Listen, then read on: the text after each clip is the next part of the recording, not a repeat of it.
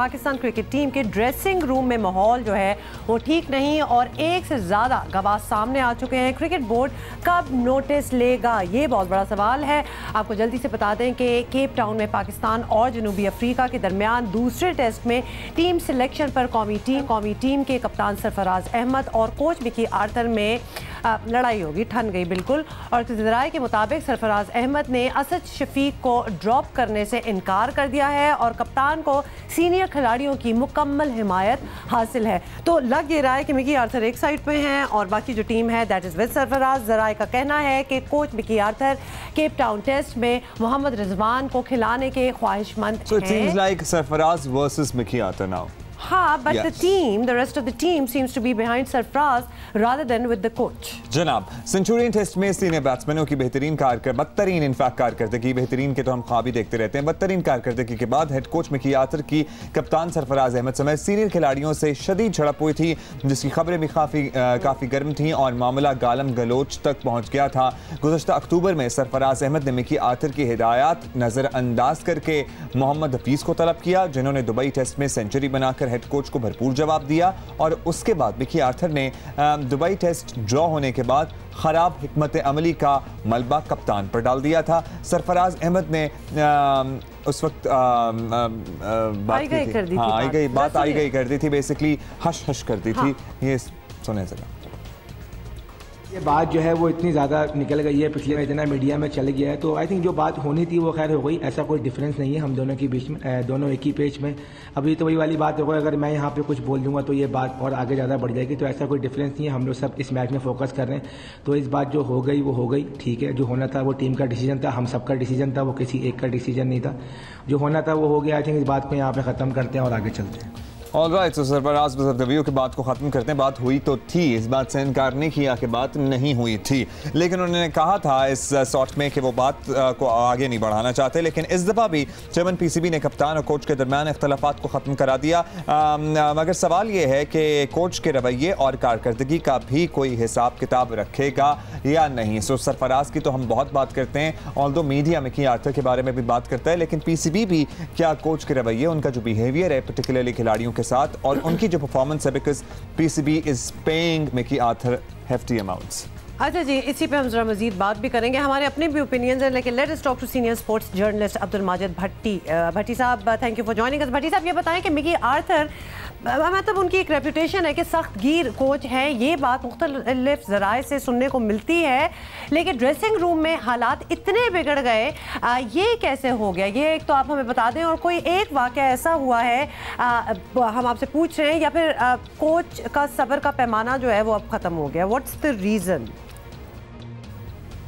देखिए, Mickey Arthur का अगर हम ट्रैक रिकॉर्ड देखें, जब वो ऑस्ट्रेलिया के कोच थे तो वहाँ उनकी ऑस्ट्रेलियन खिलाड़ियों के साथ सीरियस किस्म की लड़ाई हुई और खिलाड़ियों ने उनको कोचिंग से हटवाया। जब वो साउथ अफ्रीका के कोच थे तो कप्तान ग्रैम स्मिथ खिलाड़ियों से वहाँ भी उनके इख्तलाफात रहे। जब फिर पाकिस्तान टीम के साथ रहे तो अगस्त में या गालिबन जुलाई की बात है, चीफ सेलेक्टर इंजमाम उल हक के साथ भी उनकी झड़प हुई। देखें, जब आप ख़राब परफॉर्मेंस देंगे कोच रिएक्ट ज़रूर करता है, डांट डपट उसका हक है, लेकिन बाज़ दफ़ा आपको डांटने के लिए आपका अंदाज़ मुख्तलिफ होना चाहिए। मेरे ख्याल में मिकी आर्थर जितने हाइपर हैं, उन्होंने जिस अंदाज में सरफराज अहमद, असद शफीक और अजहर अली को डांट डपट की, उसकी वजह से मामला गड़बड़ हुए। देखिए, बाज़ दफ़ा होता है घर में अगर बच्चा गलती करता है तो माँ बाप उसको घर से नहीं निकाल देते, डांट डपट के बच्चे का मिजाज देखते हैं कि बाज़ बच्चों को डांट डपट भी नहीं की जाती, वैसी आंखें दिखाते हैं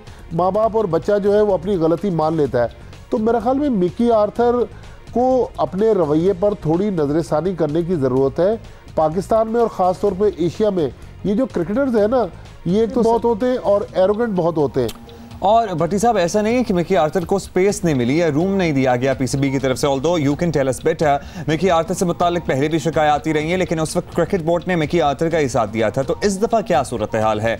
क्या बोर्ड का इरादा खिलाड़ियों की तरफदारी का है या फिर वो इंडिफरेंट रहेंगे? ज़रूरत नहीं है इस बात की इस दफ़ा भी।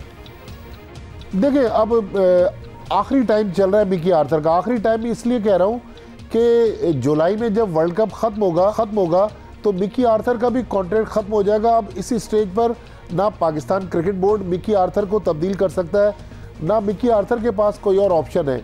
लेकिन क्रिकेट बोर्ड को यकीनी तौर पर अपनी अथॉरिटी कहीं ना कहीं दिखानी पड़ेगी। हमें कोई सख्त किस्म का मैनेजर अपॉइंट करना होगा मिकी आर्थर के साथ, जो मिकी आर्थर को कंट्रोल कर सके, क्योंकि तलत अली मलिक एक तो उनकी उम्र ज़्यादा है और थोड़े से ना सॉफ्ट स्पोकन है। अच्छा भट्टी साहब, आप हमारे साथ हैं तो एक चीज़ की वजाहत ये भी कर दें कि मिकी आर्थर के पास इस वक्त क्या इख्तियारात हैं, ये आप हमें एक्सप्लेन कर दें। क्या टीम सिलेक्शन और कप्तानी वगैरह के फैसलों पर भी असरअंदाज हो सकते हैं? देखें, इसमें सरफराज का भी थोड़ा सा कसूर है कि मिकी आर्थर ने पिछले 1 साल से पाकिस्तान टीम की कोचिंग जो है वो सरफराज अहमद की कप्तानी में की है। सरफराज अहमद की मौजूदगी में मिकी आर्थर हर चीज़ में जो है वो सिलेक्शन में उनको मुकम्मल इख्तियारात हैं। लड़कों को, किसी को अनफिट को भी ट्रैवल करवा रहे हैं, मिकी आर्थर के उसमें पावर ज़्यादा है। इंज़मामुल हक कहीं ना कहीं यकीनी तौर पर उनके साथ इख्तलाफ करते हैं, लेकिन जब इंज़माम और मिकी आर्थर में जो हमें इत्तलात मिल रही है, बहस व मुबाहिसा होता है, तो उस वक्त भी हमें मिकी आर्थर का पलड़ा भारी नज़र आता है। या तो फिर हम गोरी चमड़ी जो है उससे इंस्पायर है, या फिर गोरों से बात करते हुए हम इंग्लिश में अपना जो पॉइंट ऑफ व्यू है वो उनको बयान नहीं कर सकते। मेरे ख्याल में बहुत ज़्यादा किसी को भी किसी भी इदारे में अगर इख्तियारात मिलेंगे ना, तो उसका वही अंजाम होगा जो आज हम क्रिकेट टीम का मिकी आर्थर के साथ। आप कह रहे हैं कि फॉरेनर होने की वजह से शायद उनका इन्फ्लुएंस ज़्यादा है या मरूब हो जाते हैं हम लोग, I don't know about that. लेकिन भट्टी साहब, एक पॉइंट पे आपसे ज़रूर हम ज़रा डिस्कशन चाहते हैं कि कोच डिसिप्लिन में सख्त हो तो इसे कोई बुरी बात तो नहीं कहा जाएगा, लेकिन ना फिर परफॉर्मेंस में बेहतरी हो, ना खिलाड़ी बुरी बॉलें कराना छोड़ें, ना बुरी शॉट्स मारना बैट्समैन छोड़ें, ना फील्डिंग में कोई बेहतरी आए, और फिटनेस का तो माशाअल्लाह अल्लाह ही हाफिज़ है। फिर कोच की परफॉर्मेंस को गेज करने का या जांचने का क्या मयार होगा? मिकी आर्थर की अगर आप क्रिकेट देखें, पिछले मई 2016 में जब वो पाकिस्तान टीम के पहली बार कोच बने, अब तकरीबन 2 साल से ज़्यादा का अरसा हो गया, पाकिस्तान की क्रिकेट 20-25 खिलाड़ियों की गिर्द घूम रही है।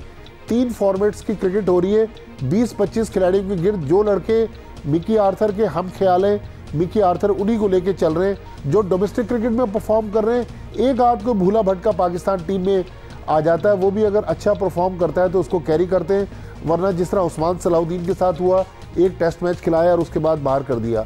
तो मेरे ख्याल में क्रिकेट बोर्ड को फॉरेन कोच ज़रूर लेकर आए, लेकिन क्रिकेट बोर्ड को थोड़ा बहुत अगर अकाउंटेबिलिटी करता रहे और कोचेज़ की जो कारकर्दगी है उसका भी देखें। जब खिलाड़ियों की कारकर्दगी का जायज़ा लिया जाता है और सेंट्रल कॉन्ट्रैक्ट इसी बुनियाद पर बनते हैं कि खिलाड़ियों ने पूरे साल में क्या कारकर्दगी दिखाई, तो कोचेज़ अगर अंडर परफॉर्म करते हैं या कोचेज़ की प्लानिंग से टीम हारती है, तो कोचेज़ के लिए भी कोई ऐसा सिस्टम होना चाहिए कि उनकी मराद जो कम हो, उनकी तनख्वाह में कमी आए। तो कुछ ना कुछ क्रिकेट बोर्ड को अपनी अथॉरिटी दिखाना होगी। अगर क्रिकेट बोर्ड अथॉरिटी नहीं दिखाएगा, इदारे कमज़ोर हो जाएंगे, इंडिविजुअल जो है वो मजबूत हो जाएंगे, तो फिर पाकिस्तान टीम के ड्रेसिंग रूम से इसी किस्म की बुरी खबरें मिलेंगी जो हमें सेंचुरियन टेस्ट के दौरान। क्रिकेट बोर्ड को अपनी अथॉरिटी दिखाना होगी। बहुत शुक्रिया अब्दुल माजिद भट्टी, सीनियर स्पोर्ट्स जर्नलिस्ट हमारे साथ मौजूद थे। ये सारा सब कुछ हो ही रहा था, लेकिन सोशल मीडिया पे तो आपको पता ना एक और लेवल की कमेंट्री चल रही होती है। तो मुझे बड़ा अफसोस हुआ कि अब इतने सालों से मिकी आर्थर, जो भी प्रॉब्लम्स हो दैट्स अनदर स्टोरी, लेकिन इस लेवल पे आ जाना कि भाई इस गोरे को निकालो मुल्क से एंड ऑल दैट, मैं लोगों की बात कर रही हूँ, दैट इज सो रॉन्ग। मतलब we had some good moments also.